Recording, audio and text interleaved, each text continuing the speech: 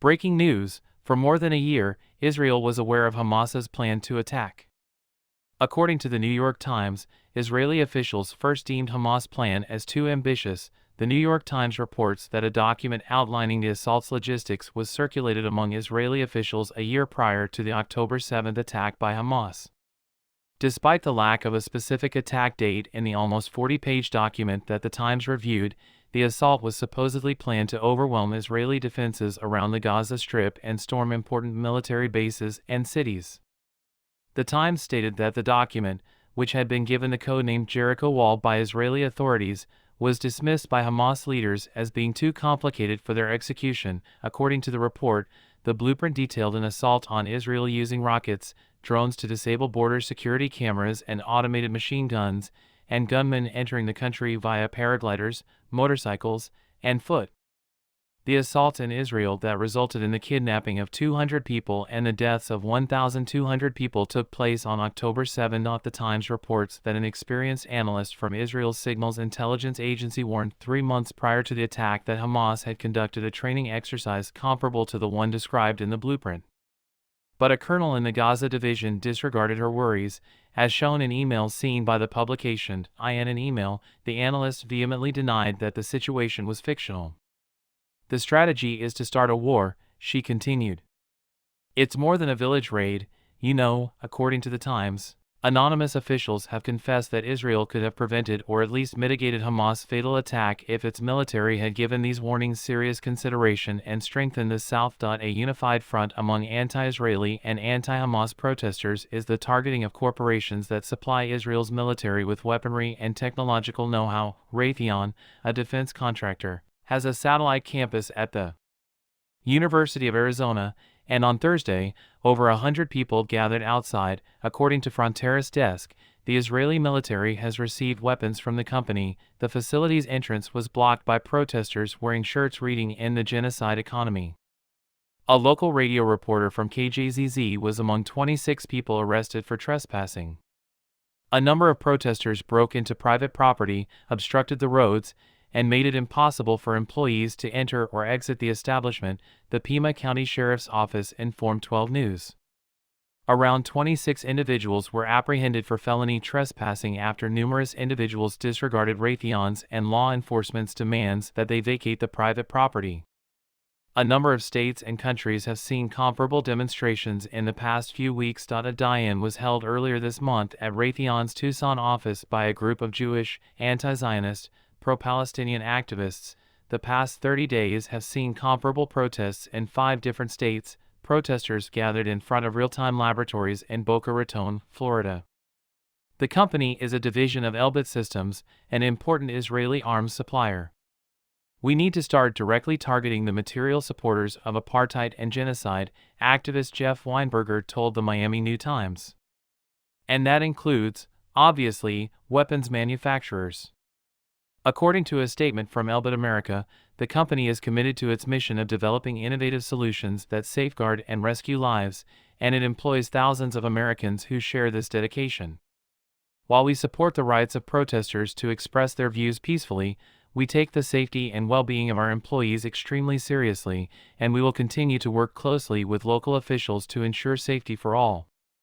Protesters in San Diego, California, gathered outside the headquarters of defense contractor Northrop Grumman in the hopes of bringing an end to the Israeli-Hamas conflict, which has claimed the lives of more than 16,000 people, the vast majority of whom are innocent Palestinian civilians. A cargo ship that the demonstrators claimed was transporting military hardware to Israel was momentarily postponed in Oakland, further north. Mina Abishamala, a Palestinian protester, told CBS News that many of her relatives had died in the conflict. "I killed 3 generations with one missile.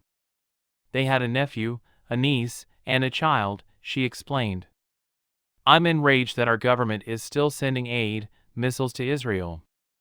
According to the U.S. Coast Guard, 3 individuals are under investigation for obstructing the ship, which included climbing on its ladder. The individuals who entered the maritime facility and trespassed aboard the Cape Orlando are presently being investigated for possible infractions of federal law, the concerned agency stated. Roughly 150 people demonstrated last week at a Boeing facility in the suburbs of St. Louis, according to Sumac, a local Palestinian artist.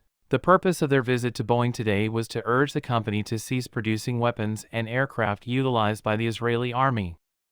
We wanted to go to the Boeing facility to demand a ceasefire and remind them that there's blood on their hands, according to her. These are bombs that are made in our backyards, and they're getting away with it. 50 people gathered in St. Paul, Minnesota, to obstruct the entrances to a Lockheed Martin subsidiary. Andrew Joschak, a member of the Minnesota Anti-War Committee, spoke to NPR News about their stance on weapons manufacturers and their desire to have Lockheed removed from their city. The use of Lockheed's bombs and jets in the massacre of civilians is the precise reason I've come here today. An extra $14.3 billion in aid is being sought by the Biden administration to bolster Israel's war effort.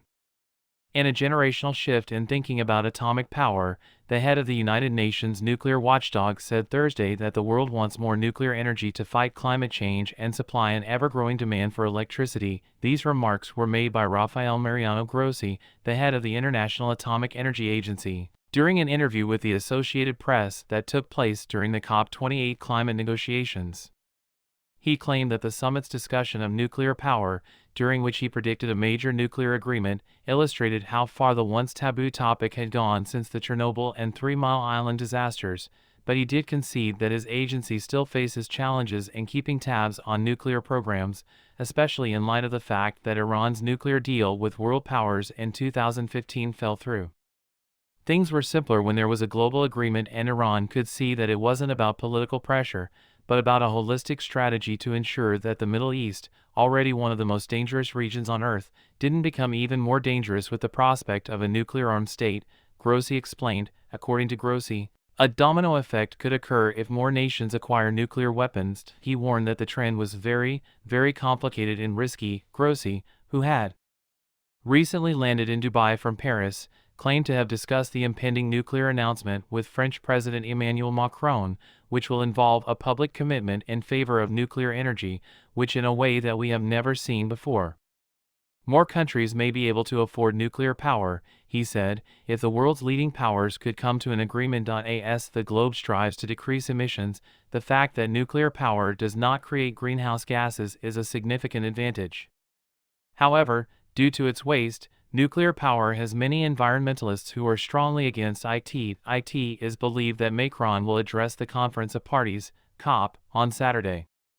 Iran is on the other side of the Persian Gulf from where the negotiations are underway. Iranian President Ebrahim Raisi, who was originally supposed to attend the summit, will reportedly not be attending the talks regarding it, along with Israeli officials, according to the state-run IRNA news agency's report from late Thursday.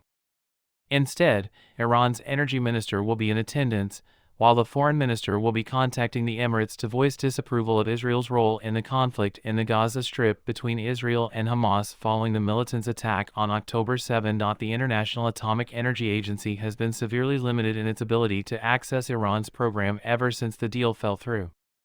In fact, inspectors from the agency have not set foot in the country's centrifuge manufacturing facility since February 2021. Grossi responded, "We don't know, and our estimation is that production is continuing." When asked whether Iran could have diverted centrifuges to other locations while the IAEA was not watching. At the same time, Iran has started rescinding permissions granted to seasoned IAEA inspectors, making it even more difficult to keep tabs on Tehran's program, which it could use to construct multiple atomic bombs if it so desired.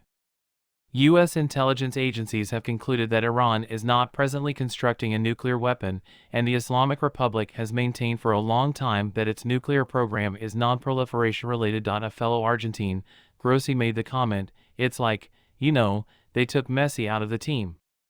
He was referring to the legendary soccer player Lionel Messi. "Yeah, but let's be fair and play fair," they said after removing Cristiano Ronaldo from the squad. When asked for comment on Grossi's remarks, the Iranian mission to the UN remained silent. The war in Ukraine, Grossi warned, is still aiming at Ukraine's nuclear reactor network. Nonetheless, concerns about nuclear safety continue. When discussing nuclear issues, Grossi brought up the political resistance that scientists often encounter.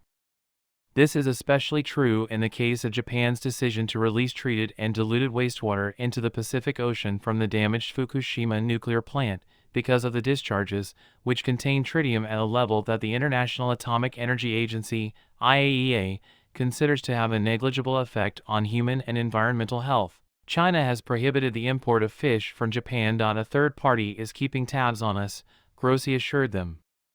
It seems like we are making some headway in persuading people, in light of Israel's apparent largest construction project in a decade and the fact that it is at the center of its undeclared atomic weapons program. Grossi reaffirmed his demands that the country join the Nuclear Non-Proliferation Treaty and grant access to sites like Dimona to inspectors from the International Atomic Energy Agency. The United States, Russia, and China are all increasing their nuclear weapons programs, which he described as a very disturbing trend that could lead to further proliferation. Countries are openly and obviously increasing their arsenals in response to the heightened tensions on the global stage. At the same time as these non-nuclear nations are claiming, hey, why not us? I said, Grossi.